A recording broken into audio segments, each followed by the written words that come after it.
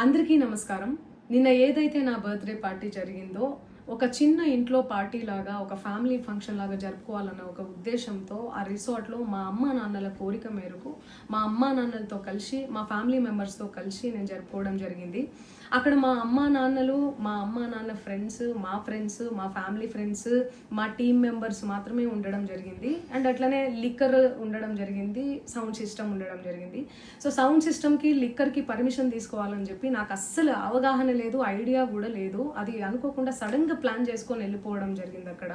So అందుకు నాకు అవగాహన లేదు, లేకుంటే నేను డెఫినెట్లీ నేను తీసుకునేదాన్ని. నాకు అసలు గైడెన్సీయే లేదు. ఎవరైనా గైడ్ చేసినా కూడా నేను పర్మిషన్ తీసుకునేదాన్ని, లేకపోతే నేను ఎందుకు ఇలా తెలిసి చెయ్యను కదా. సో ఇదంతా ఇలా తెలిసి అయితే నేను తప్పు చేయలేదు, తెలియకుండా ఇది జరిగిపోయింది. అండ్ అక్కడ లోకల్ లిక్కర్ తప్ప అసలు వేరే ఏ ఇతర పదార్థాలు, మత్తు పదార్థాలు కానీ వాడడం అసలు జరగలేదు. అక్కడ దొరకలేదు కూడా, పోలీసులు సెర్చ్ చేసినా కూడా. అండ్ అక్కడ ఎవరికైతే పాజిటివ్ వచ్చింది అని చెప్పి పోలీసులు చెప్తున్నారో ఆయన ఎక్కడో ఒక చోట తీసుకున్నాడు, ఎప్పుడో తీసుకున్నాడు అని చెప్పి తేలిందని చెప్పి పోలీసులే చెప్పారు. అండ్ అది ఇన్వెస్టిగేషన్ కూడా జరుగుతుంది. మేము కూడా పోలీసులకు కోఆపరేట్ చేస్తున్నాము. అండ్ నేను ఎందుకు ఇలా చేస్తాను, అసలు నాకు తెలిసి ఎందుకు చేస్తాను, మా అమ్మా నాన్నలతో దట్టు మా అమ్మా నాన్నలు పెట్టుకొని ఇలాంటివి నేను ఎంకరేజ్ చేస్తానా, ఇలాంటివి చెప్పండి.